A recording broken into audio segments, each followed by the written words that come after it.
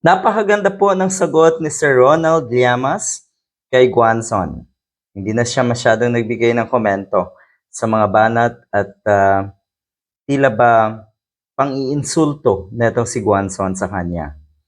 Dahil totoo naman, totoo, napakaganda ng kanyang tinuran. Ang sinasabi niya, hindi na daw niya kailangang magbigay pa ng komento dahil ang mga kababayan naman natin alam kung alin ang nasa tama, sino ang nasa tama, sino ang totoong matapobre, sino ang totoong mapanlait. O ayan, nangyayari lahat yan.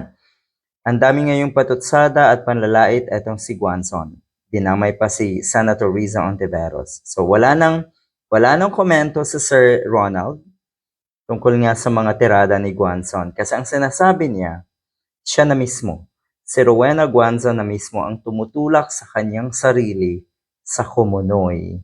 Napakaganda. Sapat na umano ang mga naging pahayag nga natong si Guanzon na madiin ang kanyang sarili. O, di tama nga.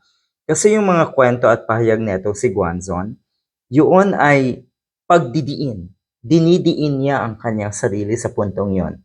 At yung kanyang reklamo laban nga doon sa mag-asawang nakaalitan niya sa Rockwell Mall, walang basihan yung kanyang mga reklamo at ang posibleng mangyari ay mukhang si Rowena Guanzon pa ang madadali, ang mapapasama. Dahil kung siya ay balikan nung dalawa, yung kanyang winalanghiya sa Rockwell Mall, kung siya ay balikan noon dahil abogado yung asawa, yung babae, nako, siguradong yari. Siguradong may kalalagyan etong si Guanzon.